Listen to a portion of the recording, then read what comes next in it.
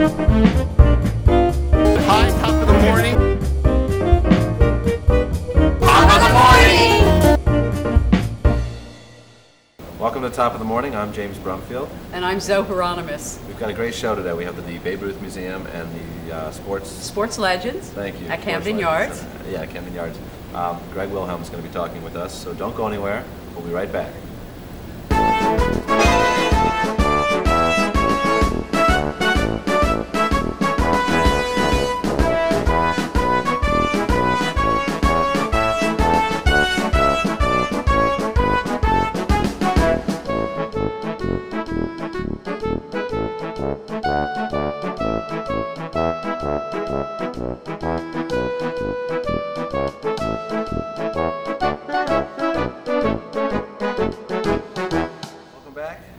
By Greg Wilhelm. Greg, thank you very much for joining us. Thank you for inviting me. Well, you know, I don't know if you know this, but my husband and I are big fans of the Babe, and we've always tried to help support you all. But for those in the viewing audience who maybe haven't been to Camden Yards recently, tell us a little bit about the Babe, whose birthday it is on this day that we're recording the show, and that's great. That's right, Zoe. He was born here in Baltimore in 1895.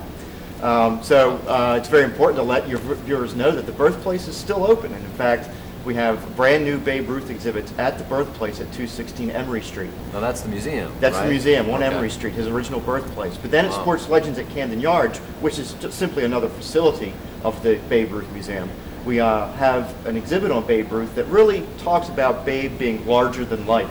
He was really America's first sports celebrity. He made movies, candy bars were named after him.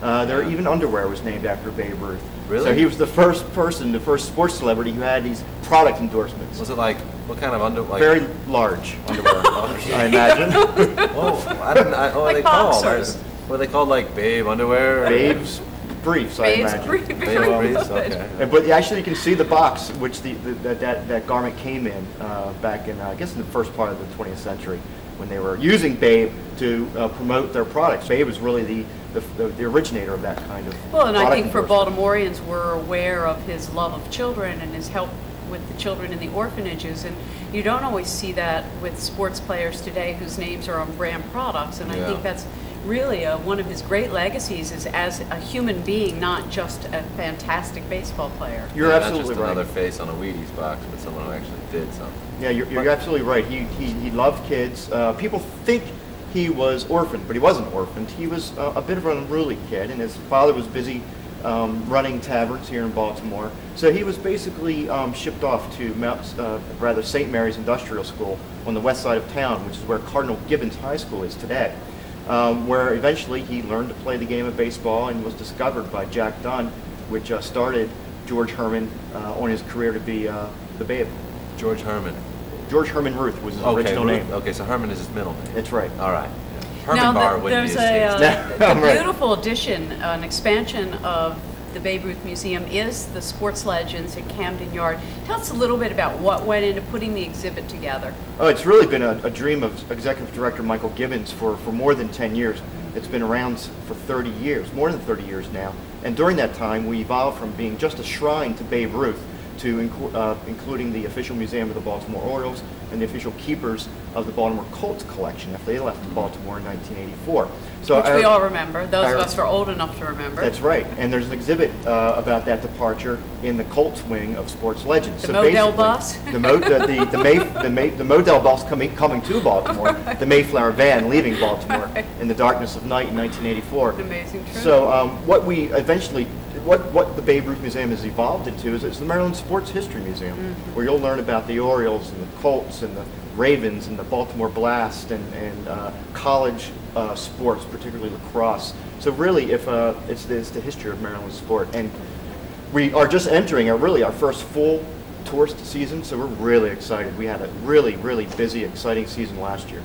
Well, and I also think that if our viewers haven't been there, one of the things you do that most sports museums don't do is pay tribute to some of the old sports players, in particular the Negro League baseball players. Yeah. We're really, at Sports Legends, able to flex our muscles as educators for the first time, going from a 7,000 square foot museum at the birthplace to more than 22,000 square feet at Sports Legends. And so that means we can really tell the story of segregation, ultimately integration, but through the lens of sport. So we're getting the word out to educators and schools that, yeah, it's fun. It's a fun museum. It's sports. It's a very fun kind of topic. But we're serious about our mission as educators as well, where we have programs for field trips, and you can come and learn about geography, about where museums are in various parts of the state, the Negro leagues and those baseball players, and what it was like for them to play almost day in and day out. Well, maybe when we come back, we're going to take a little break. We can talk about one of the Baltimorean great Negro League players, Leon Day, and really what he and you all contribute to that history. Don't go away. We'll be back for more.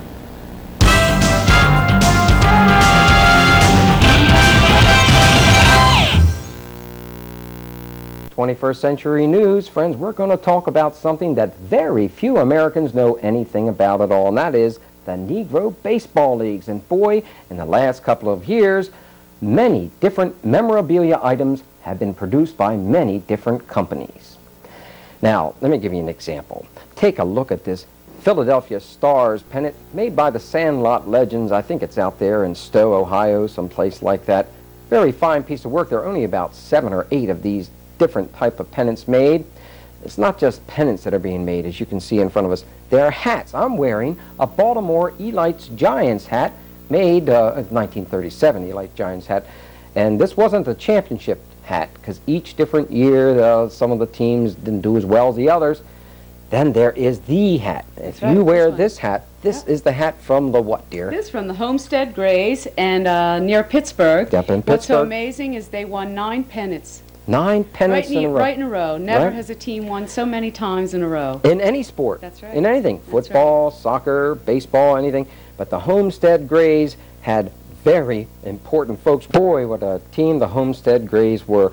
Now, this hat that I'm wearing and the Homestead hat that we have here on the table were produced by Cooperstown Ball Caps. These are exact replicas of the hats they were made. They actually even made them out of the same material, the same leather inside, etc. And they have a lifetime guarantee. There's very few things you get a lifetime guarantee with now. Now, there are also these little statuettes that we have in front of us. 2 of the players, Buck Leonard, number 4. the good old number 4. Buck Leonard was known as the Lou Gehrig of the black baseball leagues. And who do we have here sliding into second base? Well, it's Cole Papa Bell. Remember Cole Papa Bell? One of my favorites. What do you remember about that fella? Well, I do know that many of the old-timers say he was the best runner and one of the best fielders. Is that right? It's certainly one of the best first basemen and one of the best runners. And what I mean by a fast base runner, this fella, Cole Papa Bell, was clocked at 12 seconds running around the bases. No one has even gotten close. See the one that they joked about when they were on the road before they could say goodnight and get to bed? The lights would already be off? That's right. That's the guy, all right. So the Homestead Grays actually were probably the greatest dynasty that black baseball have ever known. They were the team that won 9 years in a row. Yeah, as we mentioned before, they did win 9 years in a row. This fella here we got is a very important fellow, Ray Dandridge. I want you to take a careful look at his glove.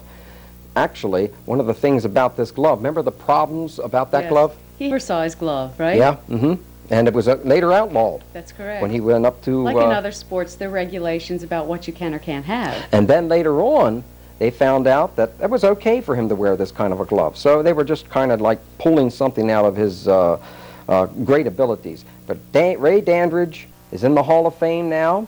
So is Buck Leonard. And so is Cole Papa Bell. What about Turkey Stearns? Oh, boy, Turkey Stearns. Well, we obviously don't have a statue at Turkey Stearns, but here's a guy whose baseball lifetime average was, I think, .359. The most important thing about what the black history, I guess what the history is with black baseball, is that this is a legacy that's so important to all people, both children and adults. And these were men who gave their lives in a very honorable way to a great sport that is the American sport. Called baseball. Yes, these were true gentlemen. These were true gentlemen, and I don't think you can compare players today to the Negro League players in the past. No, I don't either. Boy, they were great. We owe them a great deal. We sure do. Welcome back to Top of the Morning, and our guest is Greg Wilhelm. Now, I had mentioned Leon Day, dear to my heart, because there's a Leon Day baseball park. There's some little league teams in Baltimore named after the Elite Giants, the Baltimore Grays, and others. Tell us a bit about that history. That history is really important to this city and really to the story of ultimately the time when Jackie Robinson was able to break the color barrier. And Baltimore is unique to have a little bit of a connection with that Jackie Robinson story, because Jackie was deliberately paired up with a young sports reporter at the time by the name of Sam Lacey.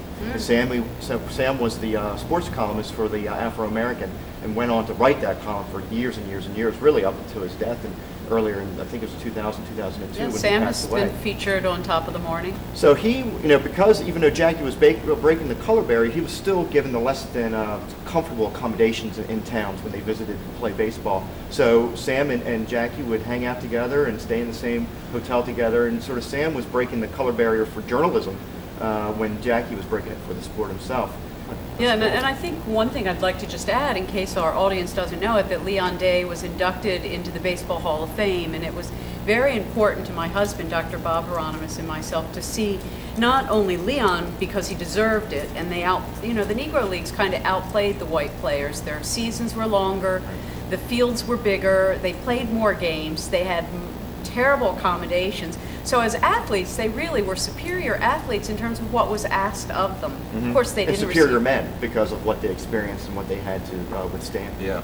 Yeah, well, I think that that's an important addition. And when you go around speaking about baseball, what do you think baseball adds to a child's life? I think it's learning to be, the sort of stereotypical things, learning to play fairly, learning to play with others. It's the biggest, other than football, it's a large team sport. I think they really, there's the metaphor about baseball is a metaphor for life, and I think that you can still make that case today. In the cities, baseball's lost out a little bit to basketball and some other sports, but there's actually an effort to sort of revitalize the game of baseball for city kids. Well, certainly there's little leagues, there's and little that leagues. makes a lot of difference. Yeah, the but Babe it's so Ruth much League. easier to put up a basketball court in the city than it is for a baseball For a diamond. field. Right. That's true. You have To equipment, maintain you have it. space sort Yeah. of requirements and that Yeah. kind of thing. But I know, as I played Little League, and that's where I learned how to not only deal with my peers, but deal with coaching. I'm a big fan, I don't hide it, of Babe Ruth. And I think the statue of Babe Ruth down at Camden Yards is fantastic. And of course, Sports Legends is a great contribution to the city in general and to the nation at large. For your big picture of what is it that you're hoping all of this contributes in the world? Well, I think it's important to remember, sports today gets a pretty bad rap, and certainly here locally, we had a pretty tough year last year. The team did not perform well in the second half, and there was a lot of the off-the-field controversy. We at the Babe Ruth Museum and Sports Legends were fortunate enough to remember and collect the artifacts from, interpret, and present an era of sports that certainly wasn't without its flaws, but certainly a lot more pure and American part of the social fabric in that era that we get to commemorate and present. to Well, the you all public. do a beautiful job, and we want to thank you for being with Thank us on you. Top of the Morning. Thank you so much, And Phil. I'll see you again at the Thanks. museum, I'm sure. Thank you very much, Thank Greg you. Wilhelm. And check out BabeRuthMuseum.org and Website is baberuthmuseum.com. .com. Yeah. Oh, I'm sorry. Thank you. Okay. Great. Well, check it out, everybody. If you haven't seen it, you should go. Because I have to go now. So, Evidently, play ball. yeah. All right, everybody. Thanks for watching. We'll see you next time. Bye-bye. Well, great. Thank you very much for watching, everybody. What do you think, Zoh? Oh, well, I'm a big fan of the Babe and the Negro League exhibit at Sports Legends, and really hope everybody takes part in it. Cool. Well, everybody, thanks for watching. We'll see you guys next time.